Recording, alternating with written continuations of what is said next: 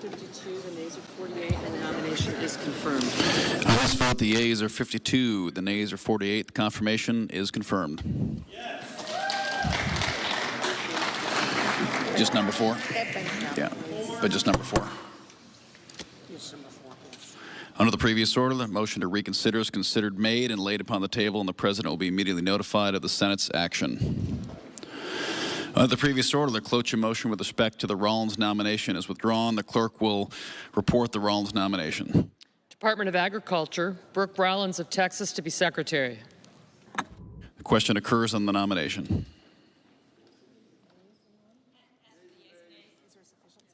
Is there a sufficient second? There appears to be. Clerk will call the roll. Ms. Also Brooks, Ms. Baldwin, Mr. Banks, Mr. Barrasso. Aye.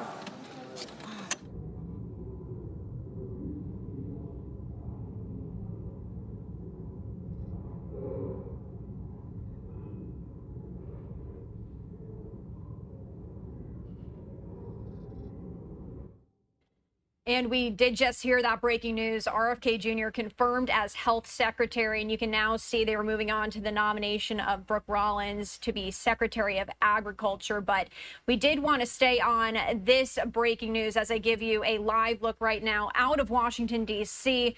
at the United States Capitol building. The Senate voting to confirm Robert F. Kennedy Jr. as the nation's health secretary. And again, he will be controlling $1.7 trillion in spending for vaccines, food safety, and health insurance programs for roughly half of the United States. And we also do know from our Fox News reporter, Aisha Hasni, she shared this with us, that Senator Mitch McConnell voted no on RFK Jr. for that confirmation. And as we've been sharing with you here on Live Now from Fox, some Republicans did express some concerns when it comes to Kennedy and his views, particularly on vaccines. But Kennedy was still expected to win the confirmation, and he did. And he also said that he is, quote, not anti-vaccine.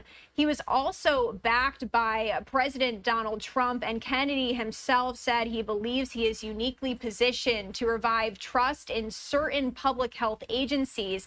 And those agencies do include the Food and Drug Administration, the Centers for Disease Control and Prevention, and the National Institutes of Health. Republican senators also largely embraced Kennedy's vision, and they've been reciting his slogan, which is to make America healthy again, in certain speeches. Democrats remained skeptical, however. They asked Kennedy during these hearings that we were bringing to you on Live Now from Fox to deny a long discredited theory that vaccines cause autism. And some have raised alarms about Kennedy financially benefiting from changing vaccine guidelines or weakening federal lawsuit protections against vaccine makers. So, Cabinet, sir, we saw Robert F. Kennedy Jr. get confirmed. He's going to come in here and be sworn in. Mitch McConnell has now voted against several of your nominees. He voted against RFK Jr. as the next health secretary, citing conspiracy theories. What's your reaction to that? Well, I feel sorry for Mitch. And I was one of the people that led. He wanted to go to the end, and he wanted to stay leader. He's not equipped mentally. He wasn't equipped 10 years ago mentally, in my opinion. He'd let the Republican Party go to hell. If I didn't come along, the Republican Party wouldn't even exist right now. Mitch McConnell never really had it.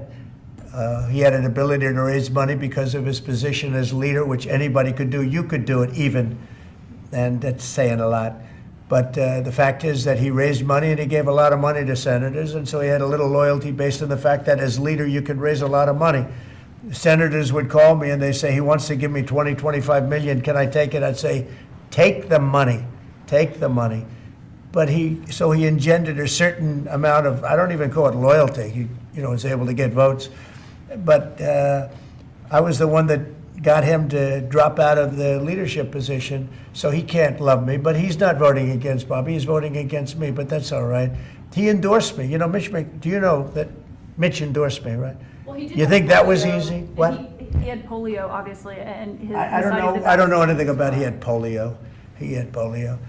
Are you doubting that he had polio? I have no idea if he had polio. All I can tell you about him is that he shouldn't have been leader. He knows that.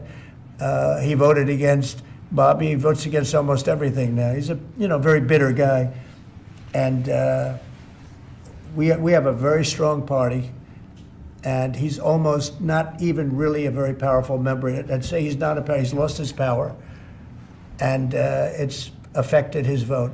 And it's one of those things. But in the meantime, Bobby did great, got more votes than anybody thought, and I think he's going to do phenomenally, just phenomenally in that position. And everybody else likewise did well. Not only well, they got more votes than anybody thought. Tulsi, look at how she did. She did great. Marco got 99 votes. How about that? And Marco got 99 votes. And Marco, by the way, I have to tell you, Marco Rubio's done a fantastic job. He's been a great Secretary of State. They're all doing great. But we're going to have a swearing in today, and maybe we're going to have a second one, because I hear we have a couple of them coming up. And the man behind me is doing a fantastic job, Secretary of Commerce.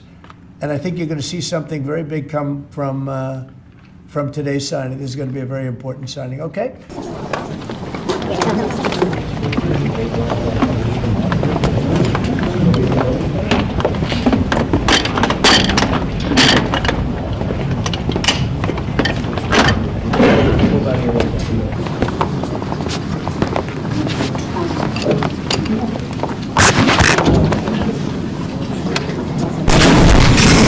You guys all set? Good, thank you very much. And thank you all for being here. It was very exciting. This is a very exciting day we just had a big tariff meeting, reciprocal tariffs. Should have been done 40 years ago, wasn't, but it is now. It's a big moment, actually. It's going to be a real... It's going to be... It's going to be a real honor for me to introduce Robert F. Kennedy Jr., take the oath of office and officially become...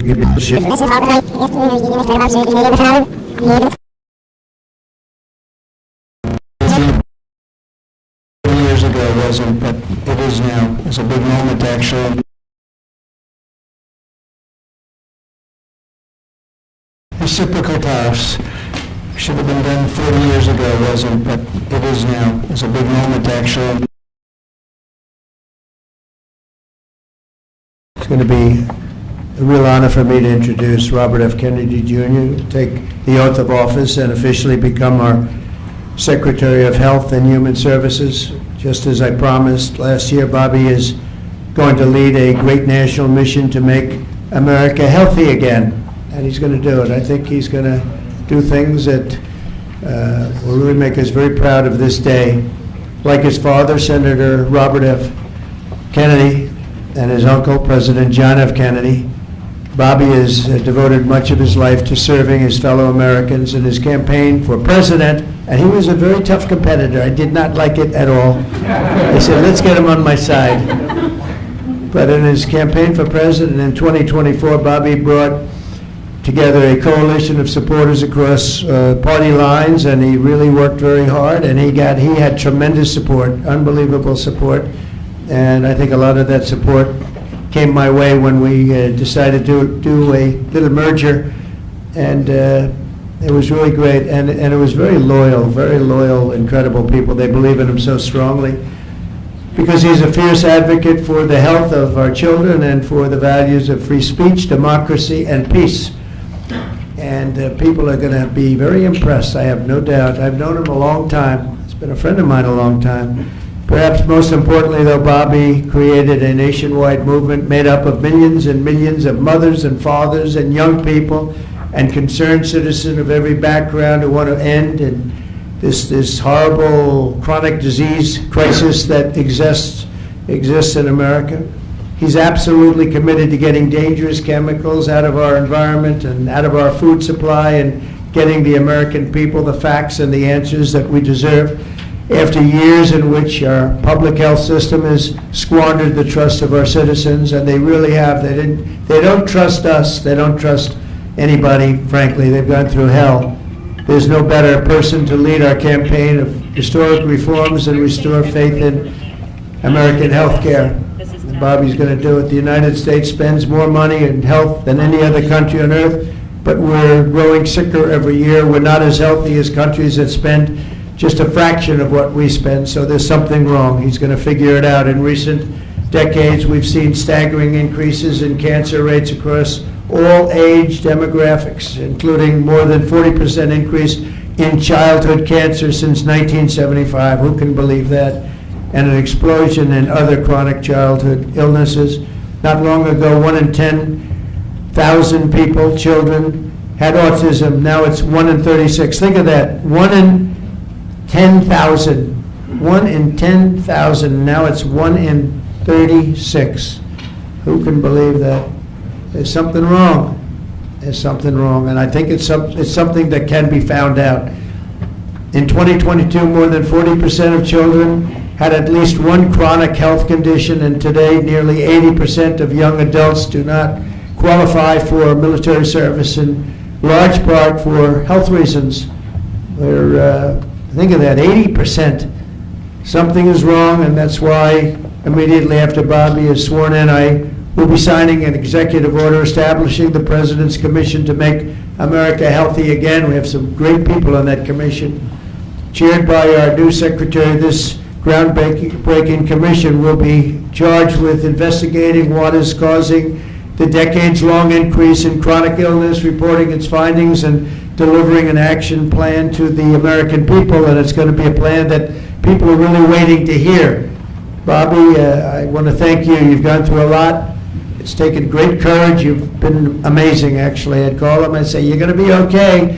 And he said, "I know, I really do." He's really been supported amazingly by Cheryl and his family.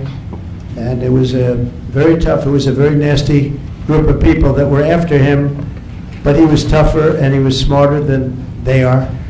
And that's why he's here today. There are very few people that could have withstood the assault, but he was able to. So I just want to congratulate you, and we have a very special person here to swear you in, a man that I think has done just, I think he's just an amazing man. As you know, his name happens to be Gorsuch, and he's a member of the Supreme Court in extremely good standing. He's highly respected by everybody, and I didn't know, are you two friends or something, or did this just happen to be the justice? Did this just happen to be the luck of the draw? What happened? I reached out to him. Did you reach out? Well, you reached out to a very good man. So please, if you would, thank you very much.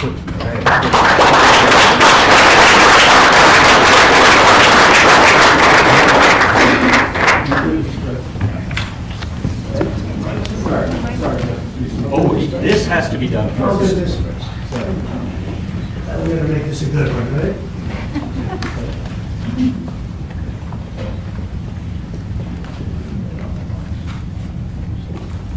Okay, it's good so far. Good. It's a 10.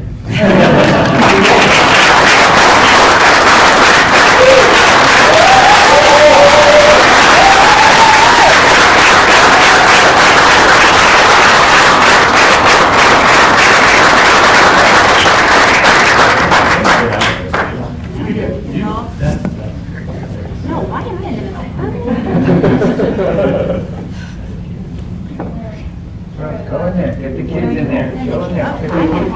Get the kids in there.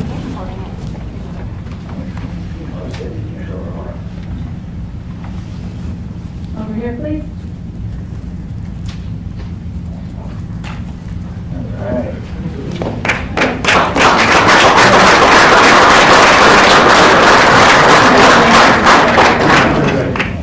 Really happy.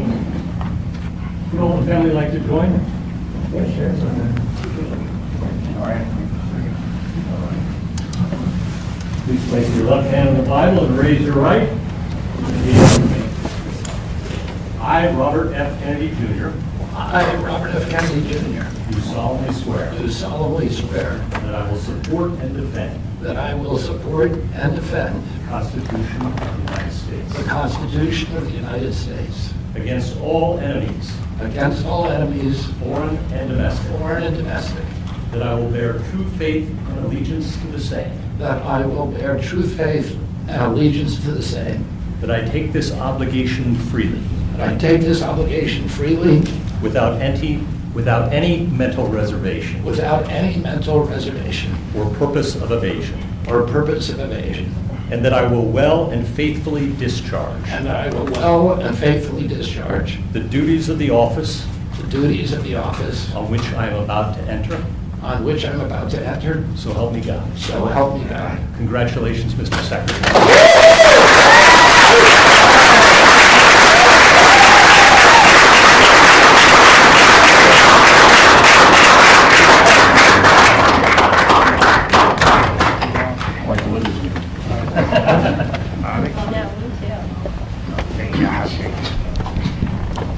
I want to begin by thanking President Trump for giving me this extraordinary opportunity, and I want to introduce my family and thank them for being here. My wife Cheryl, my cousin Anthony Shriver, my daughter Kik, my other daughter Kira, Catalina Shriver, Joey Shriver, Jackson Hines, and Amaryllis Kennedy. And I want to thank all of you for your support and throughout this whole 2.5-year journey. My first time in this Oval Office was in 1961, and I came here to meet, or 1962. I came here and I had a meeting with my uncle, who was president then, where we talked about the environment. He was involved deeply, as we all know, in restoring physical fitness to this country. He challenged at one point during his administration, he challenged Americans to do a 50-mile walk, which I ultimately did, but I remember the day that my father completed his walk. We were staying up at Camp David, and my father came in after 18 hours walking on the C&O towpath with his feet bleeding and blisters on them. My father had one of his best friends was Al Lowenstein. And Al Lowenstein ultimately was a congressman from New York who was assassinated himself in 1980. But Al Lowenstein had started the Dump Johnson movement to get rid of President Johnson and end the Vietnam War. And at the time that he started it, people just thought it was a fool's errand. And ultimately, he asked my father to run for president against Johnson. My father wouldn't do it at that time, and he asked Gene McCarthy. McCarthy did it, and he joined that campaign. And my father ultimately ran, and Johnson then dropped out. So Al Lowenstein succeeded. And although Al Lowenstein was on the other side now, running against my father with Gene McCarthy, my father wrote him a note, a quote from Emerson, where he said, if a single man plant himself firmly on his own ideal and there abide, the whole wide world will come around to him. For 20 years, I've gotten up every morning on my knees and prayed that God would put me in a position where I can end the childhood chronic disease epidemic in this country. On August 23rd of last year, God sent me President Trump. All right. And he gave me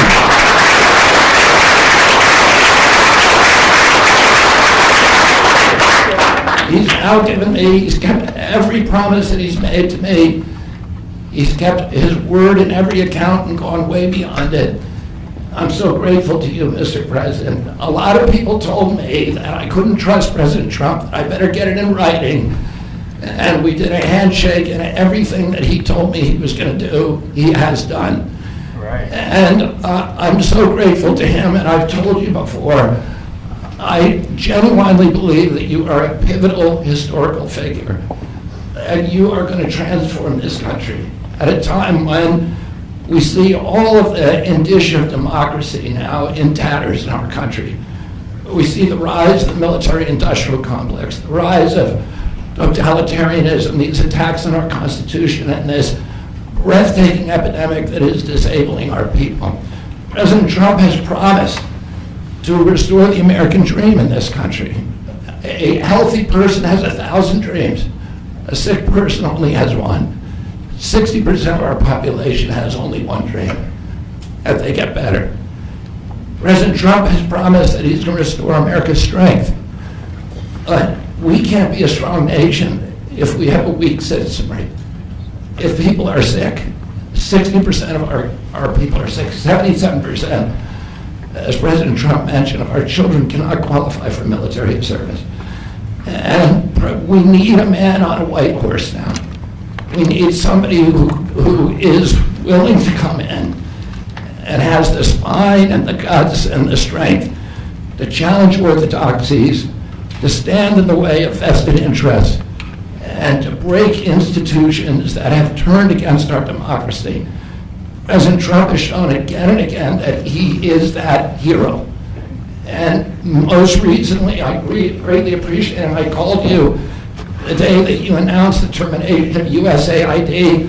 My uncle started USAID in 1961 for humanitarian purposes, to put our country on the side of the poor.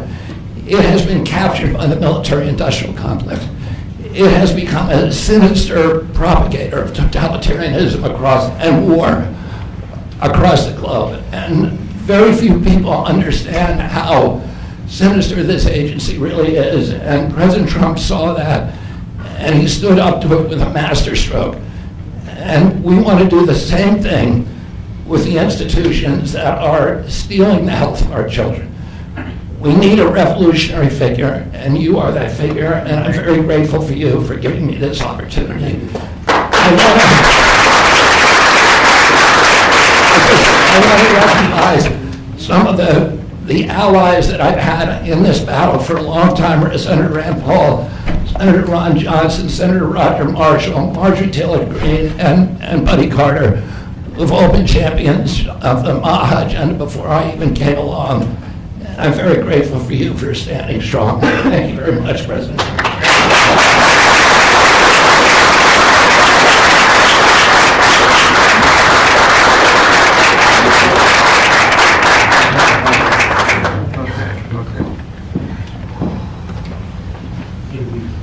Mr. Secretary, I'd like to ask, what plans do you have immediately at HHS now that you're sworn in, sir? He's going to be running it. He's going to do a great job. What would you like to That's see my him do plan. first? We're going to find out a lot of secrets that have been maybe kept from us, but he's going to come up with some solutions to some big problems, self-problems. I think he's going to go down in the record books. I really have confidence. This group has great, even Rand has confidence.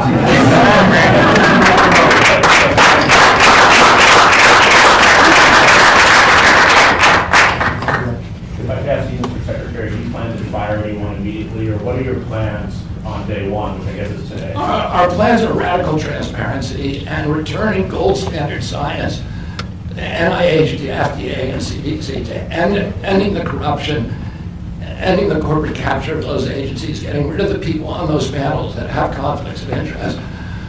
We can do unadored and unimpeded science rather than the kind of product that is coming out of those agencies today. Mr. Secretary, may I ask, how do you address concerns that some Americans may have about the stance on vaccines? When people actually hear what I think about vaccines, which is common sense, which is vaccines should be tested, they should be safe, everybody should have informed consent, people are reacting because they hear things about me that aren't true. They hear characterizations of things that I've said that are simply not true. And they hear what I have to say actually about vaccines. Everybody supports it. All right. Mr. Kennedy, Kara Cashinova from Lindell TV. What's your message to Democrats in the Senate that fought so hard to keep you from taking this position? And congratulations, by the way. President Trump has promised to be the president for all Americans, and he has said to me that he understands that there's no such thing as Republican children or Democratic children. All of our children need to be protected, and whether you're in a blue state or red state, I'm going to do everything I can to work with you, whether you're Democrat or Republican, to restore child's health in this country. Mr. Secretary. Great job. Great job. Thank you all very much.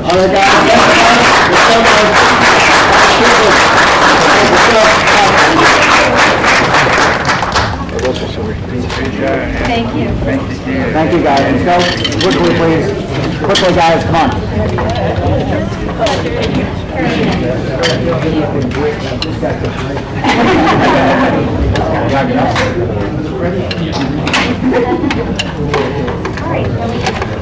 All right, a lot of news happening, as it is every day. And moments ago, Robert F. Kennedy Jr. was sworn in as the new Health and Human Services Secretary, as President Trump creating the Make America Healthy Again Commission to investigate the root causes of America's health crisis, starting with chronic childhood diseases, including autism. Here is some of the reaction from senators after RFK Jr.'s confirmation.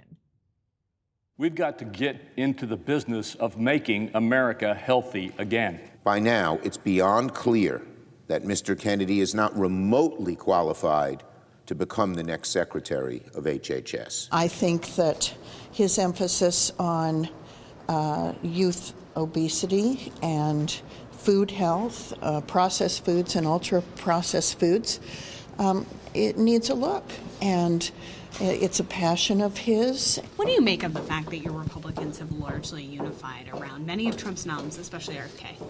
No backbone. They need to grow a spine. Mitch McConnell ought to be an exhilarating role model for them. So given all that, the pluses and minuses from the senators, he passed with every vote on the Republican side except for Mitch McConnell. Let's bring in Nicole Shanahan, RFK Jr.'s former running mate during his presidential campaign. Nicole, it's great to have you with us. You posted a video about the long road that you have been on throughout the course of this as his running mate. And, you know, it's not lost on anyone that a Kennedy of the famous Kennedy Democrat family, you're a former Democrat yourself, is now joining the Republican Trump administration. Your thoughts on the significance of today? I mean, out of breath. It's been a big journey. It's been a big journey for so many of us to get to this moment where we can actually look under the hood of chronic disease in the United States. Mothers, thank you, all of you. This is we're cheering today. We are cheering. We are getting together. We are talking. We have hope for the first time in a really long time. And there's definitely a big battle in front of us. There's been so much money put into the campaign against RFK, even this past week. Tens of thousands of dollars presented to media influencers to just get final hits out against him. And you know what? Just in spite of all of that money that's been spent to stop our movement, we are unstoppable. And I'm so happy we're here in this moment today. Nicole, it's an enormous agency, and we're going to scroll everything that will be under his purview. He has an enormous job ahead of him. $2.4 trillion in spending. It's 25% of the United States budget. We have seen what has happened with the cabinet members who have been approved. Pam Bondi, Scott Bessent. I mean, these people are hitting the ground running in such an enormous way. So, and I know that you've mentioned that you plan to be in an advisory capacity to Bobby Kennedy as Secretary of HHS. So tell us what that will look like. How will he hit the ground running? What are the first orders of business for him?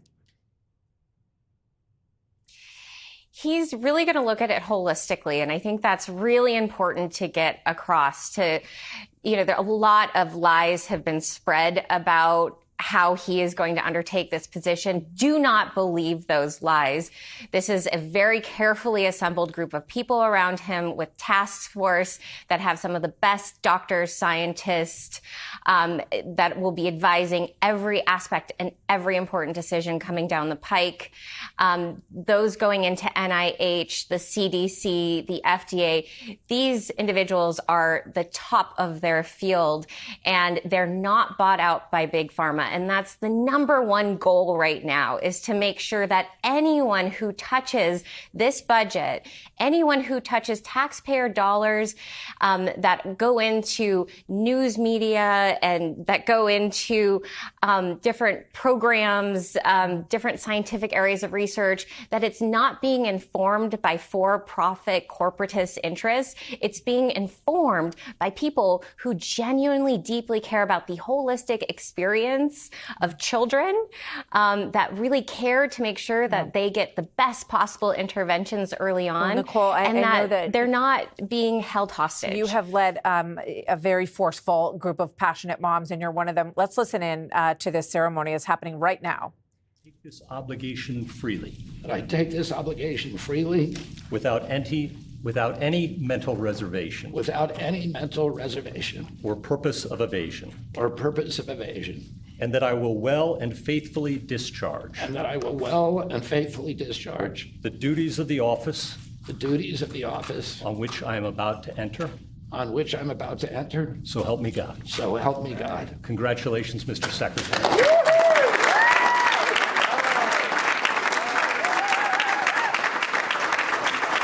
Quite something to watch that. Bobby Kennedy Jr. in the Oval Office, where his uncle served as president, where his father served as the Attorney General under President Kennedy, and he was there with Cheryl Hines, his wife, and some of his children in the Oval Office. So there's another one to check off. It has been extraordinary, actually. I think there are 19 cabinet members who've been approved now, which is double the pace of what we saw the last time around. So John Thune, as majority leader, has been moving this ball very quickly through the course of the Senate and these confirmations. It's been quite something to watch.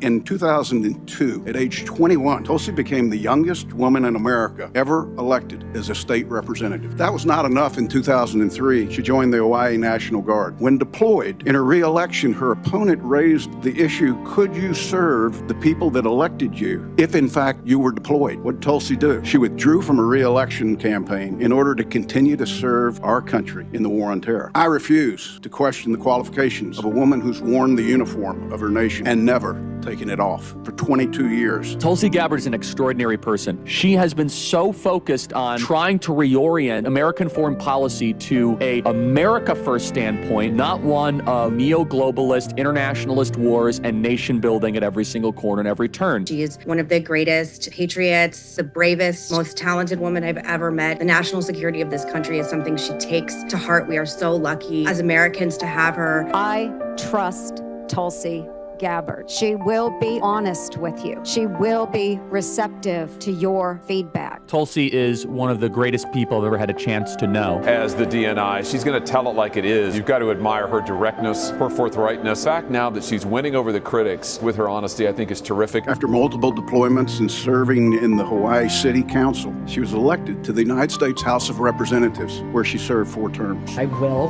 vote for her. I believe she's committed to strengthening our national security. She served her city, her state, her country, while winning the support of the people she represented. At the ripe age of 43, Tulsi has the life experiences that match or exceed most members of Congress. I love her. She's like a legitimate, awesome person. She's very articulate, she's smart, and everybody just likes Tulsi Gabbard. She is highly qualified, and it is imperative to this country and to the administration that she gets over the line. What Tulsi Gabbard would represent is competence, honesty, forthrightness. She's critical. Her exceptional qualifications, coupled with a proven track record of leadership and unwavering commitment to safeguarding our national interests, render her the unequivocal choice for this critical position. I know Tulsi will be fully committed to protecting all Americans during this pivotal moment in American history. And rest assured, Lieutenant Colonel Gabbard loves this country, a fact proven by her willingness to put her life on the line to defend it.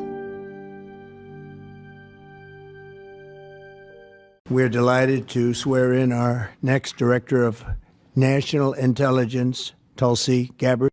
Most of you know Tulsi. She's extraordinary courage and exceptional patriotism. She's devoted her entire life to public service, and I've watched her for years on different shows and everything. I said, she's a woman of great common sense, and, we like the common sense.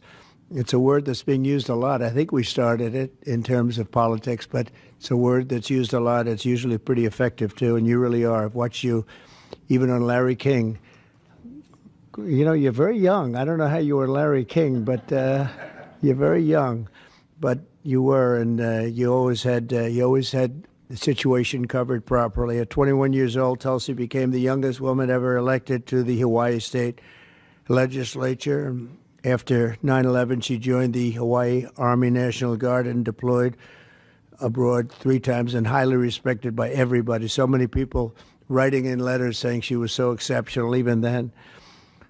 She continues to serve as a lieutenant colonel in the U.S. Army Reserve, and Tulsi also served 4 terms in the United States House of Representatives, where she was a member of the House Armed Services Committee. She is a former vice chair of the National Democratic Party. Can you believe that? And here she is. That's very nice. We have a few of them. But she was never a Democrat. She was, at heart, she was a Republican. I watched her, and was a 2020 Democrat candidate for president of the United States. It's not easy, right? It's not so easy.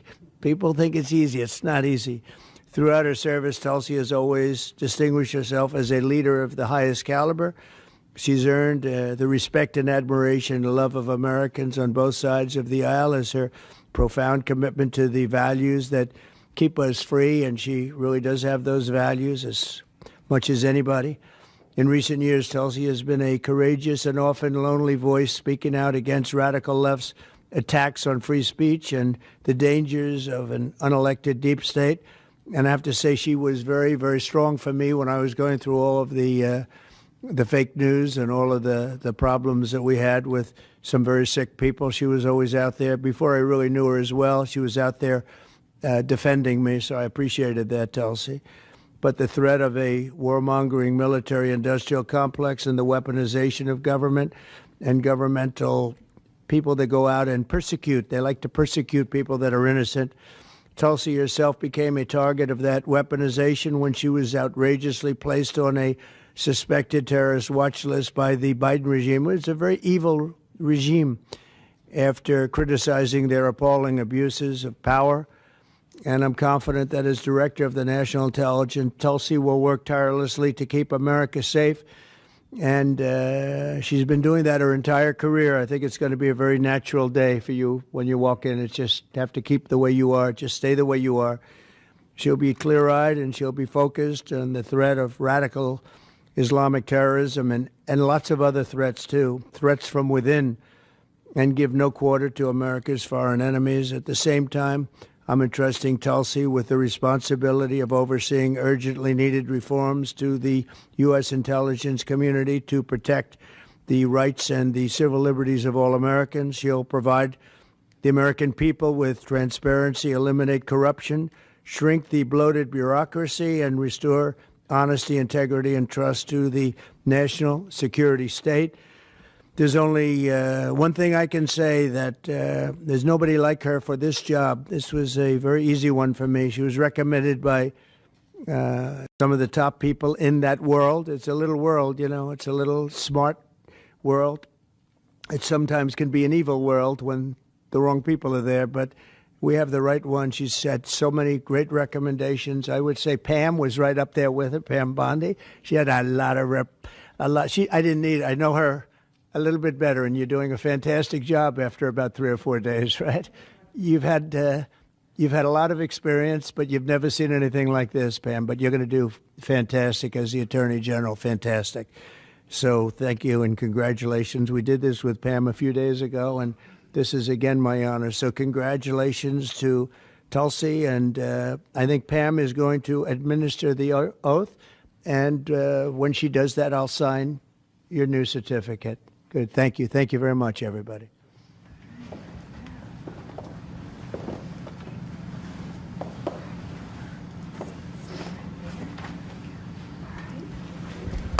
Please place your left hand on the Constitution and raise your right hand and repeat after me.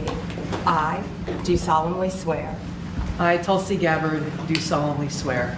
that I will support and defend the Constitution of the United States that I will support and defend the Constitution of the United States against all enemies, foreign and domestic, against all enemies, foreign and domestic, and that I will bear true faith and allegiance to the same, and that I will bear true faith and allegiance to the same.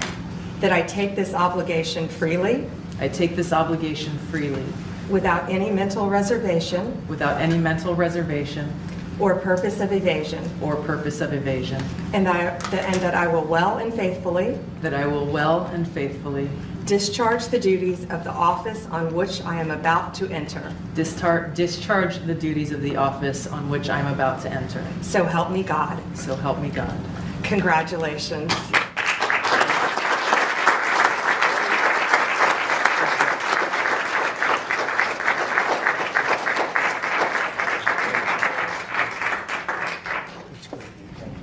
It's a big deal. Thank you.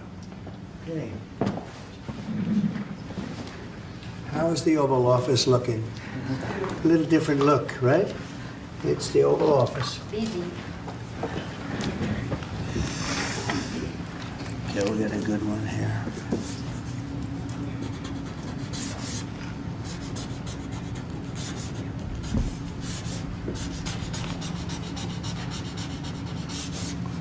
Okay, not bad.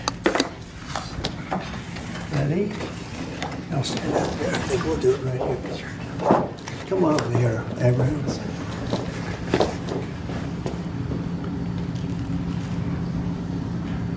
Okay, I'm sure there are no questions. Mr. President,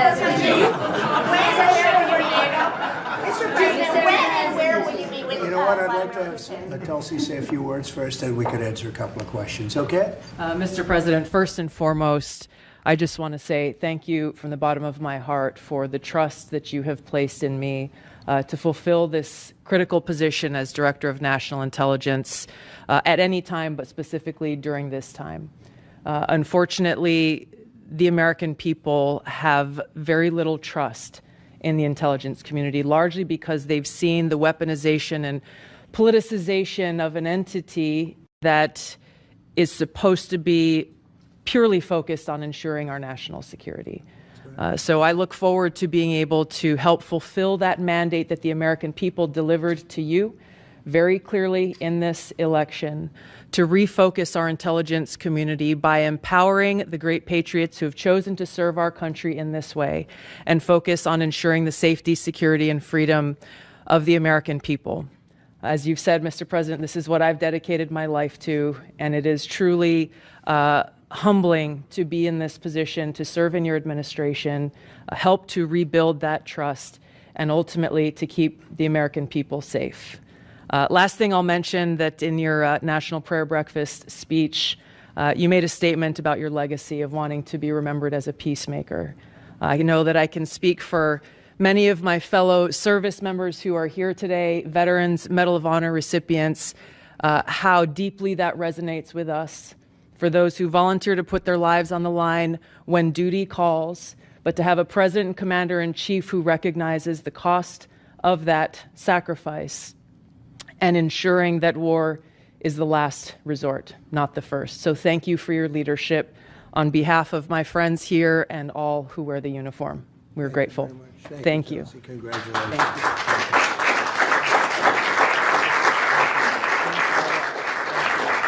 Hey, everybody. Today, my guest is Joel Saladin, who is part of the family that owns Polyface Farms in Virginia's Shenandoah Valley. The farm highlighted in the New York Times bestseller Omnivore's Dilemma and the award-winning documentary Food, Inc.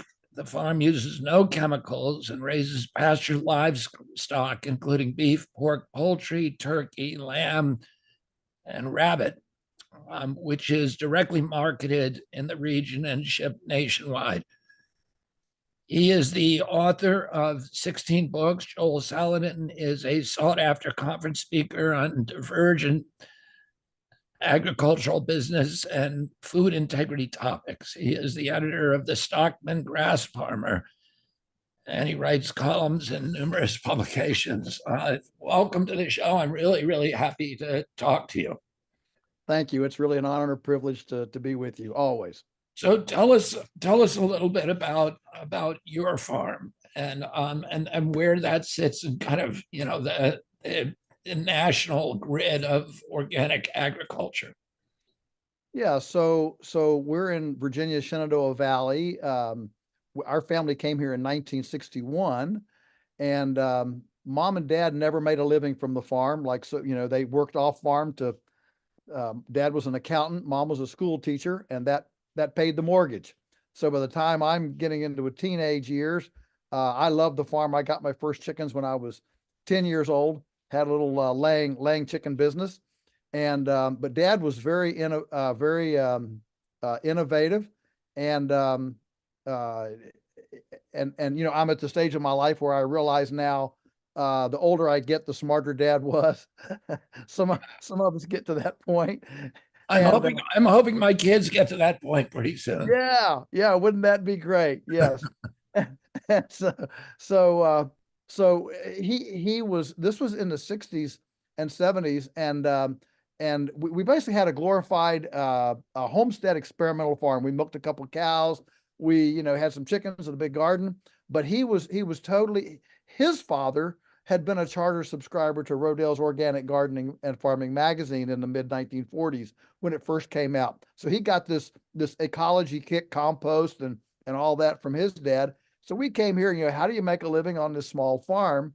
And all the advice was, you know, buy chemicals, borrow more money, plant corn, build silos, graze the wood lot, you know, those kinds of things. And we knew that that wasn't correct ecologically, but more importantly, he understood that it was incorrect economically. You know, you couldn't chemicalize your way into prosperity. You know, you had to natural equity your way into prosperity. And so we started looking around and saying, well, what do we see in nature? What are patterns in nature? And you know, they're fairly simple. You know, animals move. They don't stay in buildings. They don't stay in places. There's a lot of diversity, so you don't see single species things. Carbon doesn't move very far. What builds soil is decomposing carbon, and you know, so starting with those kind of things, we just started developing, and I came back to the farm full time September 24, 1982, and it has just, you know, continued. It's not gone fast, but it's just been nice and steady up to where today we're servicing. It takes about 22 of us to actually, you know, run the farm and do the things that we're doing. And then you market through what kind of distributors? Yeah, so our brand is Polyface Farm, and we sell here at the farm. We have about 35 urban drop points within 4 hours of the farm, so that gets us to, you know, Keswick, Maryland, DC, Annapolis, and then down to, you know, Williamsburg, Virginia Beach, and of course Northern Virginia is the lion's share, Richmond. And then we ship nationwide as well. We also service some institutions. Of course, you know, we lost almost all of our restaurants. We were servicing, I don't know what, 50 restaurants in 2020, and lost all of them. They're not coming back into business. If you didn't have a drive-up window in 2020, you were in trouble. And as you didn't have a what? A drive-up window, you know, in your restaurant. So fast food did real well, and I think you've actually pointed this out, that the COVID, the 2020, was the largest transfer of wealth in the restaurant industry from white tablecloth mom and pops, sit down restaurants, to fast food restaurants. It transferred that entire, you know, restaurant equity to the great big franchises, as opposed to, you know, embedded small kind of chef owned and smaller white tablecloth places, the kind of places that we serviced. And so yeah, that was a big deal. But the farm now, you know, we have this production, but we also do a lot of peopling. You know, we have the Lunatic Learning Center. I'm the lunatic farmer. And so we have the Lunatic Learning Center. We do a lot of farm tours and gatherings and things for, folks to come and see. And we know there are two ways to get people on board: see it and eat it. And if you can see it and eat it, that's even better. And so that's been a key part of our whole program. What do you mean by drop points? Are those like farmers markets? No, they're not. They're individual homes. We call them hostess homes. I think we have one host, and all the rest of them are hostesses. Women buy all the food in the country, men don't, and we're pleased with that. Okay, so these are serviced monthly. People order online, and we go in directly from the farm and service. So it's a la carte. There's not a subscription. It's not a volume centric thing. But you buy online, and then we deliver the orders directly to you. And these become little fellowship hubs. These become people meet each other, and they become little fellowship hubs of people who care about food, care about the environment, care about livestock care, and the kind of issues that we care about. And it's wonderful to be able to service them and have them meet each other and build these little tribes, if you will, that understand these, that share these values. It's really wonderful.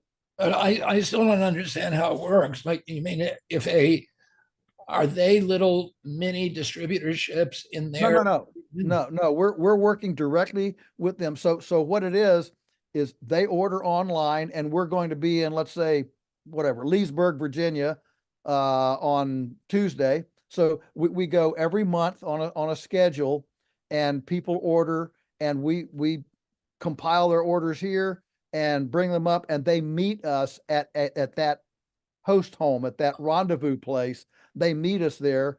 So obviously we have to be in places that are conducive to 30 or 40 people showing up in a 1 hour period, to pick up their food.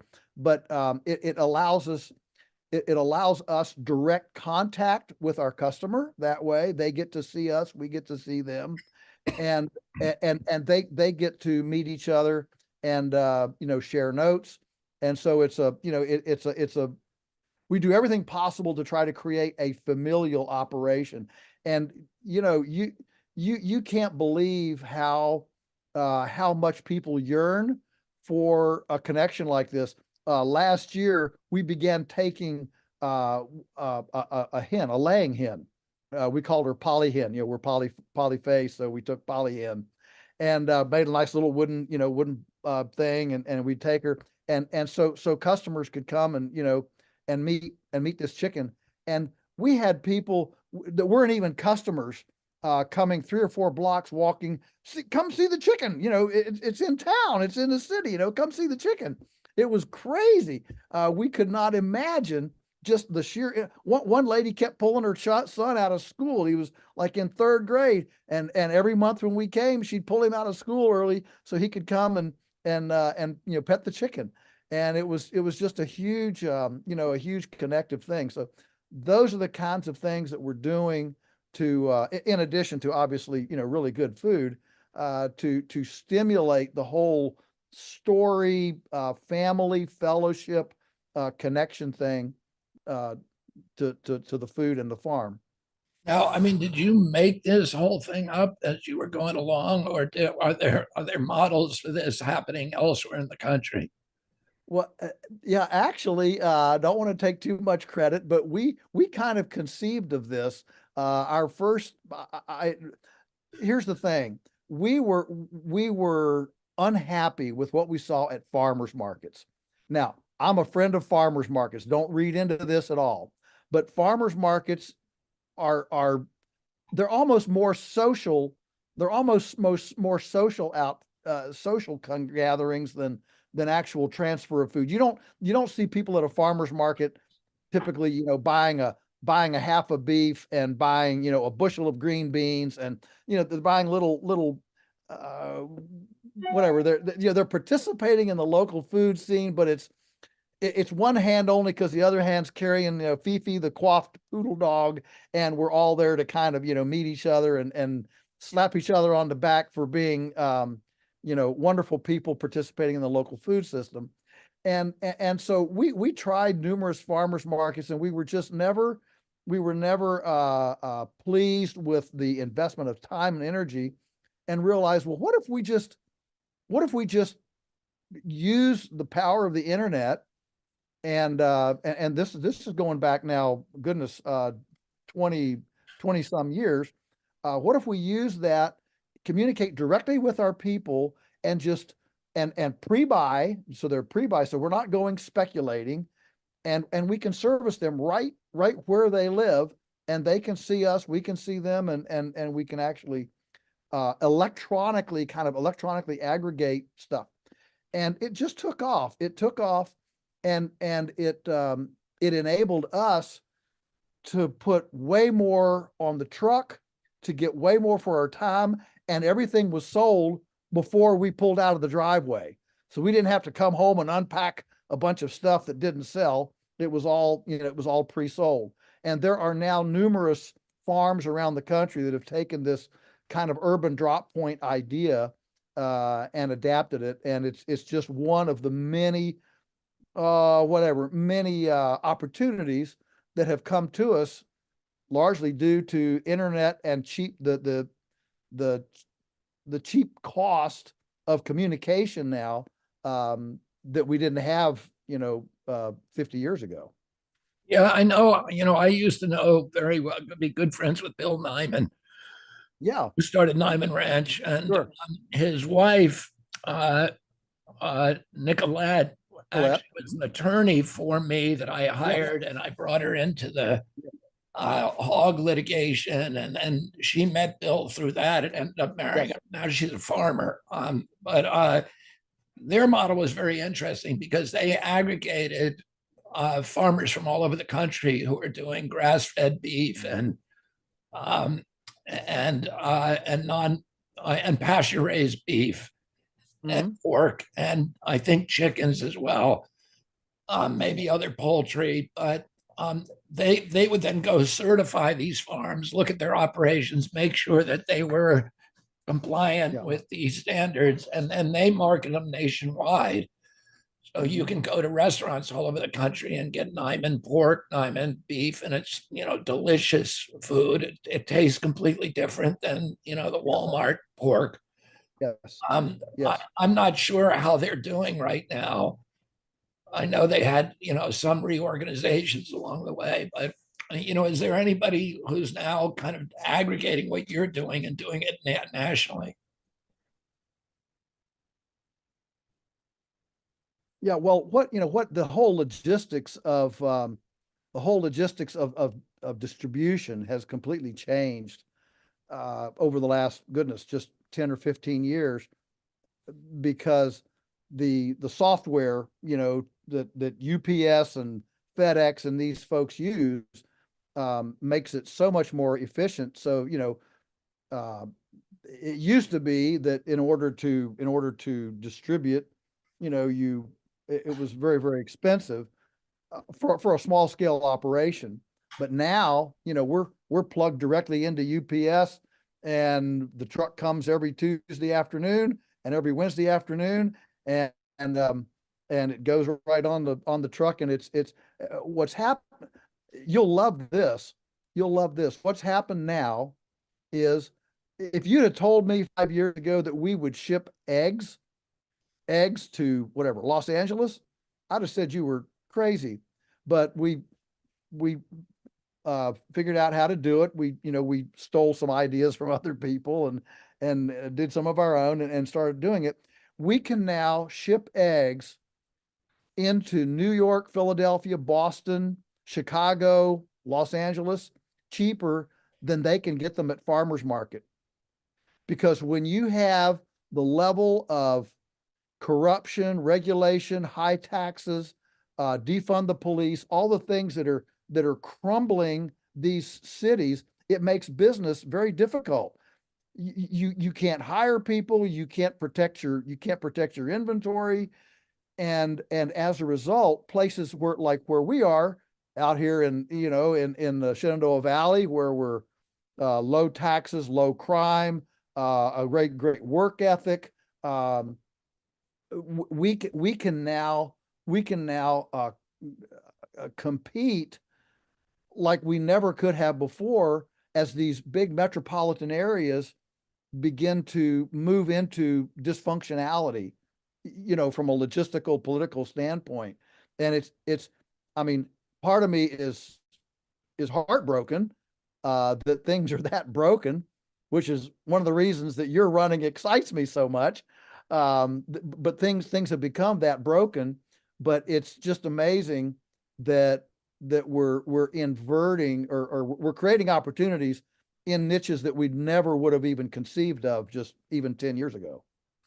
Let's talk about another, segue into another topic that I have a lot of interest in, which are the bureaucratic impediments and costs on quality food production. How essentially the USDA, the FDA, and these other regulatory agencies are making war on healthy food and organic food, and raising the cost so much of all food in this country, and giving us the lowest quality food, and all the food that's been corralled through these industrial mazes, so that only the worst food is actually reaching the American public, and it's Yes. high cost. Talk about that. Yeah. Well, you're getting near and dear to my heart. I wrote a book, Everything I Want to Do is Illegal, and describing our whatever battles with the regulatory agencies over the years. And notice I said everything I want to do is, I didn't say everything I do is illegal. I said everything I want to do is illegal. That's an important distinction. But the thing to remember is that all the regulations are size prejudicial. They're size prejudicial. In other words, they're easier to comply with if you're large than if you're small. For example, if I want to make charcuterie, if to get licensed, if to get legal to sell it, I have to have a $5,000 24/7 thermocoupled thermometer. Okay. Well, if I'm making a tractor trailer load of charcuterie, that $5,000 thermometer is not a great big deal.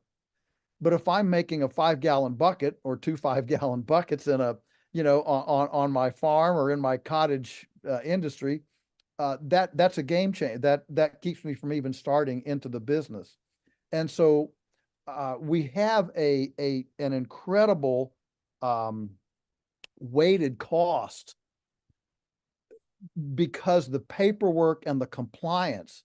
This is not about safety. It's not about food safety. It's about the cost of compliance, the overheads, the infrastructure requirements, the compliance paperwork requirements create such an overhead that when you don't have as many pounds of beef or pounds of pork or chicken or whatever to pass under that licensure overhead, the price becomes prohibitive. And so what happens is farmers like us get accused of being, oh, you're a bunch of elitists, you got this high price stuff. Well, I can tell you most of our high pricing has nothing to do with actual production costs. It's actually trying to squeeze our 300 beef a year through a filter that is built for 5,000 beef a day. And that's the problem, is the scale prejudicial nature of these food requirements. And the crazy thing about it is that we can give it away. I can go, butcher a pig in the backyard and give it to the neighbors, and I'm a great American. But if they give me $1 for it, now I'm suddenly a criminal. What is it about exchanging, taking $1 for that that suddenly turned me from a benevolent, charitable person into a criminal. It has nothing to do with with food safety. It has to do with market access. If you visit Williamsburg, I know you've been to Williamsburg many times. The thing that strikes you about Williamsburg, strikes me, is the amount of industry and value-added activity that's happening in the backyards and in the, in the fields of those little farms or those little demonstration places. I mean, they've got candle makers, spoke makers, leather works, casket makers, spinners, weavers, all of the industry was being done in on location. The butcher, baker, and candlestick maker were on location. And today, what's happened is the Industrial Revolution made the butcher, baker, and candlestick maker so big that nobody wanted it near them because it was ugly and smelled bad and, dirty and all that. So they wanted them put out here.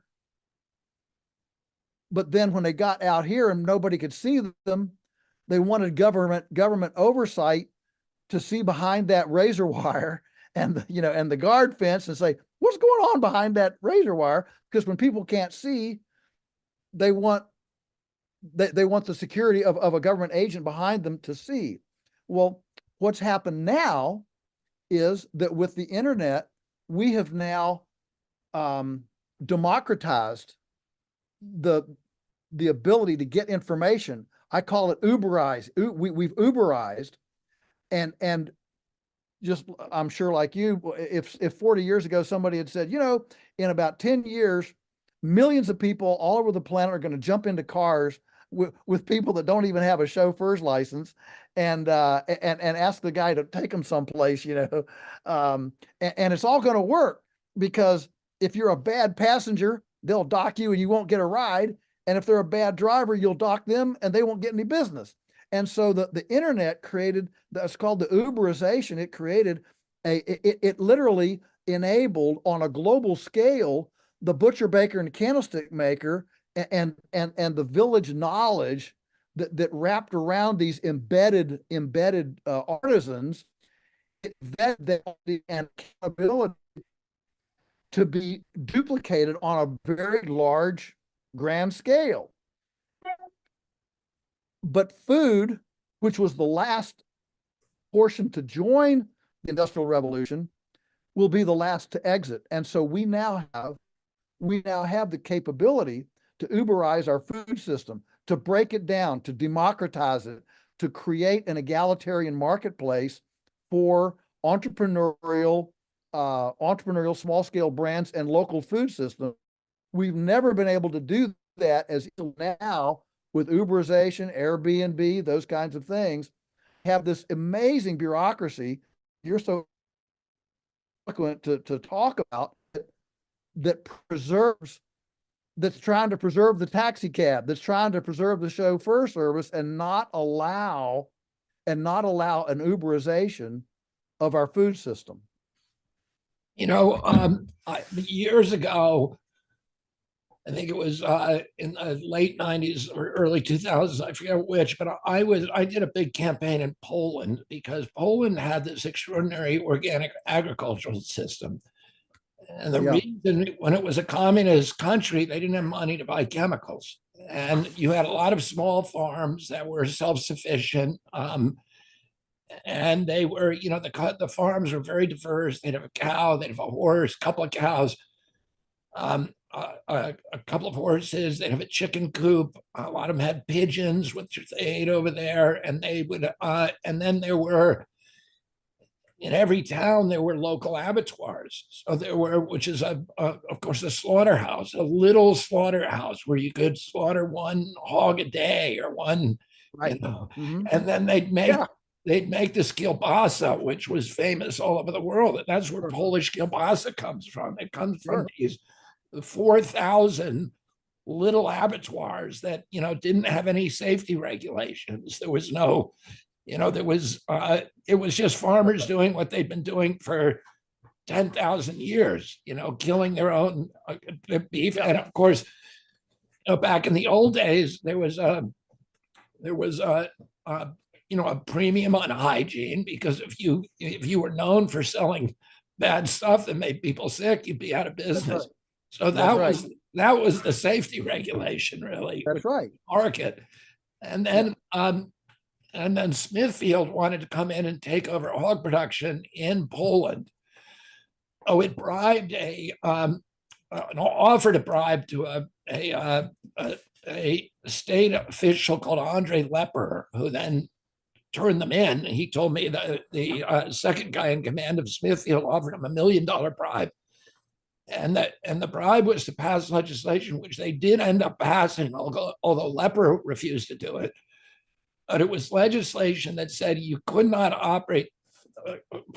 Smithfield had come in and bought the old Soviet slaughterhouses, which were huge. They were like the state-owned operation, and then it was modernizing them. But it passed a law simultaneously that it sponsored a law which was then passed that said that you could not operate a slaughterhouse in Poland unless you had laser automated faucets in your bathrooms.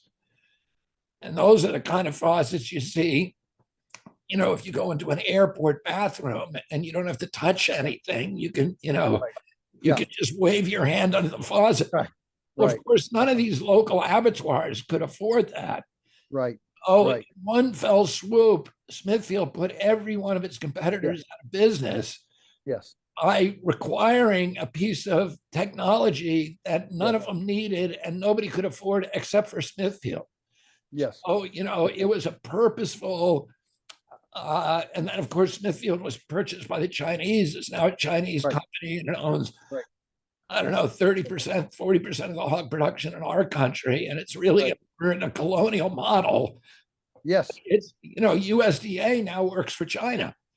Yes. Keeping little farmers out of business.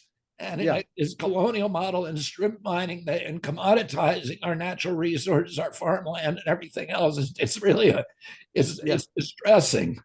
It is very distressing. What you've just described has happened over and over and over here. Probably one of the biggest epiphanies I ever had was several years ago when Congressman Dennis Kucinich, you may have known him. Congressman He was my campaign manager until a couple of months. Okay. Well, in California, they had that abattoir where that downer cow, they had undercover animal welfare folks that videoed this downer cow, that they prodded and hit with fire hoses and stuff to get her up so she'd stand up and get to the knock box, and that ended up closing down the plant, and it was a big deal. And Congressman Kucinich convened a congressional hearing on what are we going to do about this slaughter problem in the U.S., the handling of these animals in these slaughterhouses. And I was friends. I wasn't friends with him at the time, but I was friends with one of the other congressmen who was on the committee, and or his legislative aide, and he asked me to come and be one of the 12 testifiers at the hearing. And so I went up, and the first guy who spent the first, goodness, he hogged 20% of the whole time, was the head of Food Safety Inspection Service, the commissioner of the Food Safety Inspection Service. And I could not believe, here's the punchline. I could not believe my ears when he said, he was reporting how efficient they were and all this stuff. And he said, we now, our inspectors are now being able to handle way more pounds of beef, way more pounds of animal across the line than they ever had, because we've been put so many of the small abattoirs out of business, that the pounds per hour per inspector are showing how efficient we are. And I'm sitting there, I'm sitting there, do you have no shame? I thought you were supposed to check on quality. I didn't know that this was a race of efficiency. But then it struck me, well, there, as you know, the revolving door is there. They've all drunk the same Kool-Aid. They're all in bed together. And so why is it surprising that in an industrial corporate um, uh, food, processing paradigm would engender a similarly, volume-based inspection paradigm.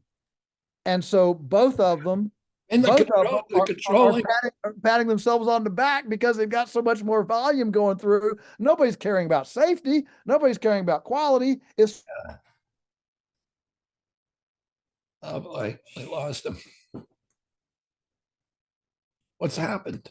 I went and asked security. They were pulling bandwidth hard, and they said they were going to stop. Can you say that again? Nobody cares about safety. Nobody cares about quality. Just do that line and whatever you said after that, because we lost you. So nobody cares about quality. Nobody cares about safety. It's just how many pounds can we shove through this plant in a day? Both from the corporate and the inspector level. Both of them are after the same goal is how many pounds can we shove through in a day? And that then makes it very difficult for a small plant. You can feel the prejudice against a small, oh, I've got to go down there and see these slow people, that aren't generating the material. And it's an overriding prejudice within the entire industry. Yeah, I mean, I remember looking at data back then, and I don't know if I could put my finger on it now, but that the levels of fecal coliform in the large plants were much higher than what you were seeing in the small plants, because the industrialization of the process and the emphasis on line speed was ending up with actually a lower quality product in terms of safety. But of course, you have fewer you can look at a lot more material, a lot more commodity coming through with a single inspector. And if that is the target outcome, how many pounds you can get per inspector hour, of course, you're going to shut down every small farmer in the country, every small abattoir. And the whole point of USDA, when it was started, was to preserve small farmers and food quality. And those things are now the targets of these industrial war machine that is putting out of business all the small farmers, and they don't produce food anymore. They produce commodities. They produce they produce filler for your stomach, but there's nothing in it that's good for you. That's right. And we now learned, that in 2020, that it has built-in fragility to it. And so as the longer your food chain, the longer it is between farm and plate, the more vulnerable it is to geopolitical shocks, to economic shocks, to whatever, climate shocks, any kinds of things. And so, so Putin invades Ukraine, fertilizer jumps 400%, and all the farmers are on national media crying, oh, what are we going to do? What are we going to do? At our farm, it was not even a bobble, because we don't buy any of that stuff. And so if we want a secure, safe, stable food system, the less we are tangled up and dependent in these long supply chains, marketing chains, they appear to be efficient, but they're actually very vulnerable and fragile to things that are outside of our control. And so, bringing these things to where we scale not by centralization, but by duplication, so that instead of having, listen, in 2020, do you think we would have had a big food hiccup if instead of our country being supplied by 300 mega processing facilities, those funnels, instead, if we had been supplied by 300,000 50-employee, community-minded neighborhood abattoirs and canneries and processors, it doesn't take a rocket scientist to realize that if we had the 300,000 rather than the 300, that we would have been able to handle those shocks far better.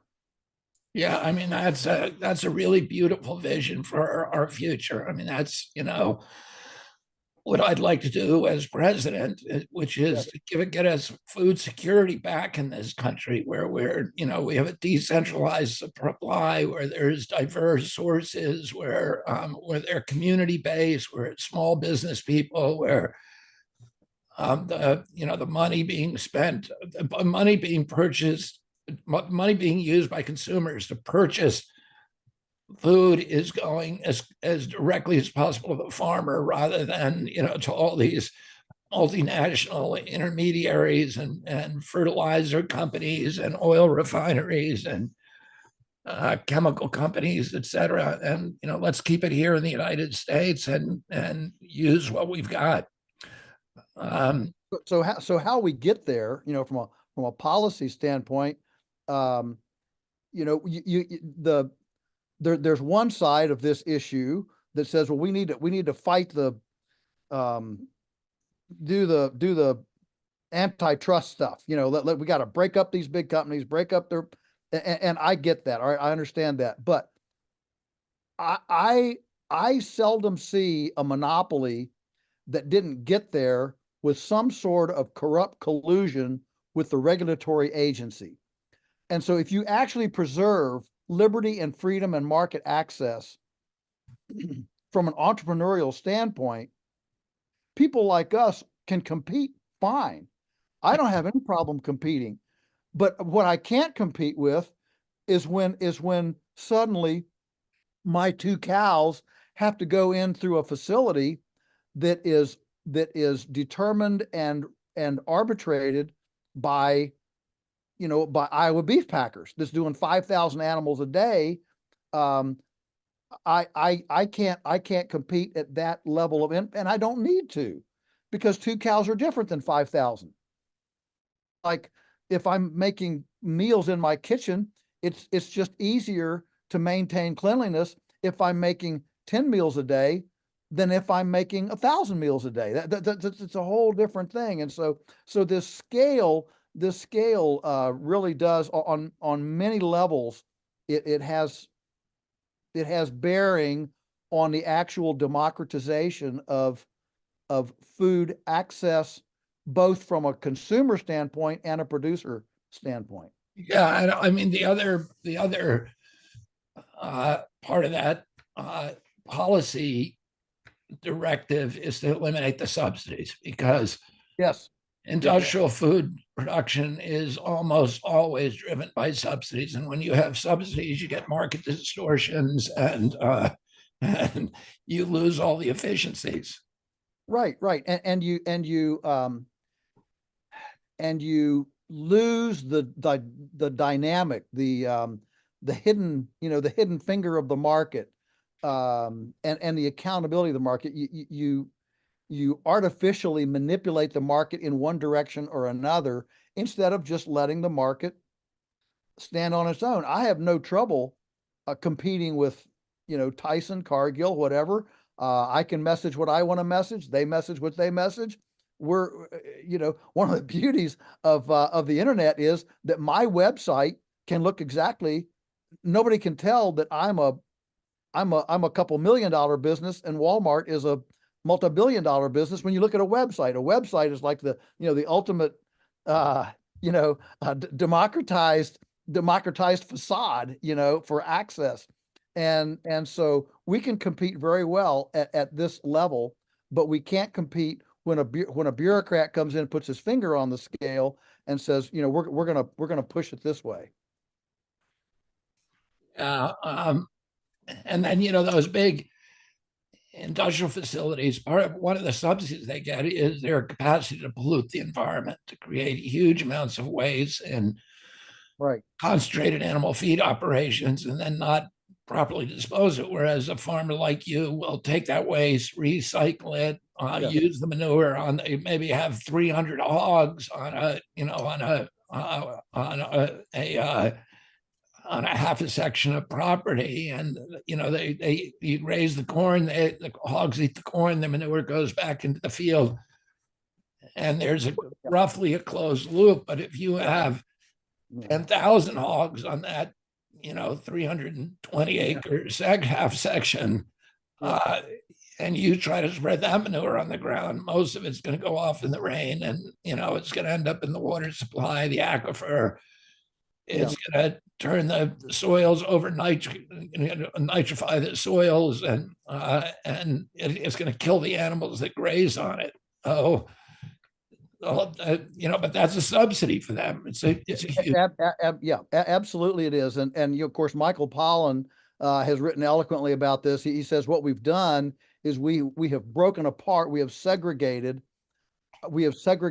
our beautiful relational, balanced relational, ecological umbilical, and we've turned blessings into a curse. Nature loves digested material, manure and urine. That's what built the Great Plains. The fertile plains of America were built with animals and that decomposition. But when you concentrate things and you overrun your ecological umbilical, then suddenly, you've turned a blessing into a curse, and you segregate rather than integrate the different components. So we grow the feed over here, we grow the chickens over here, we process them over here, we sell them over there, and none of this is then integrated or related with each other. And so we view life as fundamentally a factory, in the front door, out the back door, as opposed to a biological system. The difference between food and other things, and copper widgets and PVC pipe, is that food is a biological thing, and biological things are not just mechanical. They have a totally different dimension, and they need rest. They're spontaneous. They actually think. They respond. They're sentient. All these things, that a brake lining or a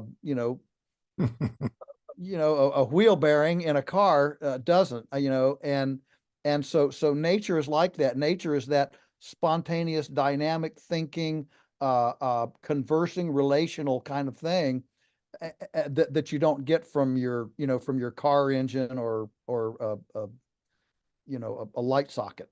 One last subject, and I'll let you go. Talk about the drought and the panhandle and the cow shortage. Yeah, so the drought is a big deal. I was in Mississippi last fall talking to farmers that were actually having their cows. They were stepping into the cracks in the ground cracks that opened up so wide. Cows were stepping in them and breaking their legs, and the farmers were having to put their cows down because they were losing these cows. And so, the drought is real, and I don't want to get into a great big, climate debate or anything like that. But all I'm gonna say is droughts are real. They happen routinely. I mean, here on our farm, we figure, 4 out of 5 years we're going to have a drought at sometime in the year, and so the problem that I see in the news organizations that are covering this is some are trying to find a bogeyman. They're saying it's cheap imports. It might be cell cultured meat. They're trying to make us eat bugs. I mean, they're looking for a bogeyman. And the ones that understand that it is the drought that's been incredibly deep throughout the whole South for the last 2 years. When you don't have drought, you don't have grass. You don't have grass, you don't have cows. The ones that have done it have basically, the tragedy is they throw up their hands and say, well, I'm just a victim to climate and I can't do anything. But man, the beauty is that we can do something about those things. I mean, I've got a kind of a 3-ingredient recipe. The first ingredient is ponds. Back in the 1940s and 50s, post Dust Bowl, the old Soil Conservation Service used to partner with farmers to help cost share building ponds. They realized how important it was to hydrate the landscape. Now the same USDA considers ponds to be a liability because they make landing spots for wildlife that bring diseases to concentrated animal feeding operations and CAFOs. So we've taken water that ought to be a wonderful, asset and a blessing to a nation, and we've turned it into a demon. But 500 years ago, beavers had 8% of American landscape. It wasn't America then, but it was covered with beaver ponds. 8%. Today, we're less than 4% water. But when you have that much water, like the beaver ponds did, it creates base flow, it fills aquifers, it makes ambient temperatures easier, evapotranspiration, cloud formation. I mean, there's all sorts of beautiful things that happen. And so I suggest that the first thing we need to do is be on an aggressive pond building campaign so that we eliminate flooding and have water to be able to irrigate. So we're not pulling water from streams and aquifers and things like that. So that as a result of us walking here, we're actually increasing the water commons, not decreasing the water commons. And so on our farm, we've built over 20 ponds over the years. We can now irrigate when the water shuts off, and that ameliorates droughts. The second ingredient is organic matter. 1 pound of organic matter holds 4 pounds of water. That's the sponginess of the soil. And of course, our modern agriculture system with chemical fertilizers that cannibalize out the organic matter, tillage that cannibalizes out the single crop production. All of those things reduce organic matter in the soil. On our farm, we've gone from 1% in 1961 to over 8% today. That's 7% increase in organic matter, which means we can hold 140,000 gallons of water per acre today that we couldn't in 1961. I'm not saying that to brag. I'm saying this is doable. This is not unattainable. We can roll up our sleeves and we can wade into this. We don't have to just we should momentarily repent in sackcloth and ashes for all the damage we've done. Let's do that, but then let's stand up and dust ourselves off and say, okay, this head and these hands that have hurt can also heal, and let's jump on that. So organic matter, and then the third is simply vegetation. We need more vegetation, and you don't get vegetation by overgrazing and monocropping, any of that kind of thing. You get vegetation, especially with diversity. Where you intermingle forest and pasture and perennials, and you create this abundance. A lot of people don't realize that 500 years ago, North America produced more food than we do today. So with all of our chemical fertilizers, John Deere tractors, and everything else, hybrid seeds, we are still not producing the food that was produced here 500 years ago. Now, it wasn't all eaten by people. There were 100 million bison. There were 2 million wolves that needed 20 pounds of meat a day. There were bears. I mean, Lewis and Clark expedition said every mile they went, they encountered a bear. That's a lot of bears. Okay. And so it wasn't all eaten by people, but it was an abundance. It was an abundant situation, which should give us all in the farming business pause to realize that we have actually, in toto, over the last 200 years of this nation, as great as this nation is, I love this country, but we have actually reduced our ecological abundance, our total productive abundance. We reduced it rather than increased it. And I suggest that a mandate for tomorrow should be seeing what those workable patterns were and are, and then facilitating them, participating with them on the landscape. So ponds, organic matter, and vegetation are the three ways to mitigate drought. And what I would like to see is, as we all, our heart breaks for the drought, but instead of just acting like, well, there's nothing I can do and it's out of my hands, let's meet it head on, and let's realize we obviously we can't completely change the weather. We can't eliminate everything, but there are a lot of things that we can do to mitigate I would say, to bring forgiveness and redemptive capacity back into the landscape. We are not just inert bystanders here. We are active participants to either help or hurt. And that's where we need to be, so that as farmers, we provide oases of hope and help when society becomes hopeless and helpless. Joel Saladin, thank you so much for joining us today and for educating us about all these important subjects. And I hope to have you back on this show soon. Thank you so much.